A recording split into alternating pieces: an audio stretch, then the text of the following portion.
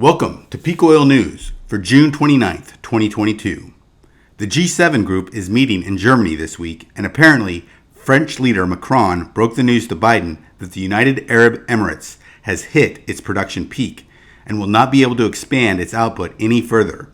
Though whether this was referring to the OPEC Plus constraints or natural constraints wasn't immediately clear. Even more shocking was his report that the Saudis had much less production capacity to expand than earlier thought. According to Macron, they only had about 150,000 more barrels a day of spare capacity left. It had been previously believed that the Saudis would be able to expand their production by at least 1 million more barrels a day. If it is true that they can only expand by the lower number, it means that the world's spare capacity has been grossly overestimated by both the IEA and the EIA. All of these factors have contributed to our next story, in which the French leader also declared that the West must repair its relationship with Venezuela and Iran, and lift sanctions on both countries so that the oil held in them can flow freely to global markets. Venezuela seemed to take the French leader's remarks with open arms. I would tell President Macron, Venezuela is ready to receive all the French companies that want to come to produce gas and petrol for the European market, for the global market. You are welcome to come whenever. The road is paved. We are prepared, ready, and happy to do it.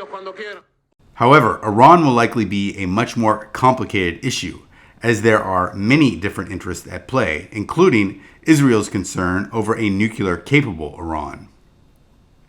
And in our third story, also revolving around South America, Joe Biden has staked some hope in easing the oil crunch by expanding Ecuador's oil industry. But the opposite has happened as the country enters its third week of civil unrest and massive protest. These protests have crippled the country's export of oil.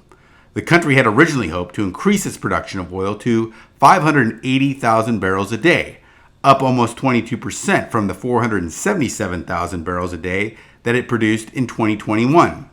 However, it looks like it will be lucky to even meet the old benchmark. The protests have stormed oil fields and shut down production in many parts of the country, as well as disrupted normal economic and political activity in the capital, Quito.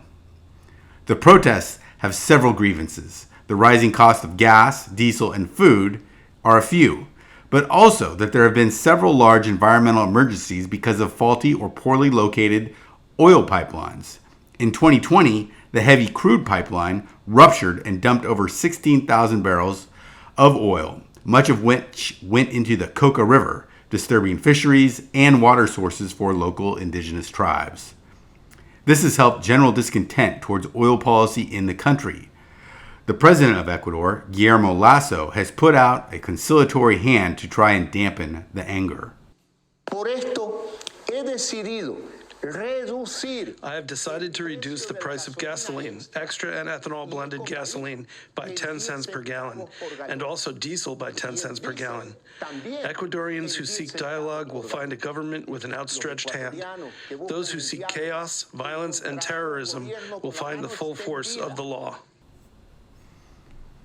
Also diminishing the possibility of growing the long-term output of Ecuador, recently the Constitutional Court of Ecuador favored on the side of indigenous communities, stating that indigenous groups had veto ability over oil projects that occurred on ancestral lands.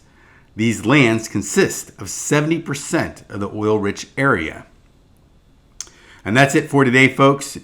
It's a short one as I'm on the road. Thank you for watching.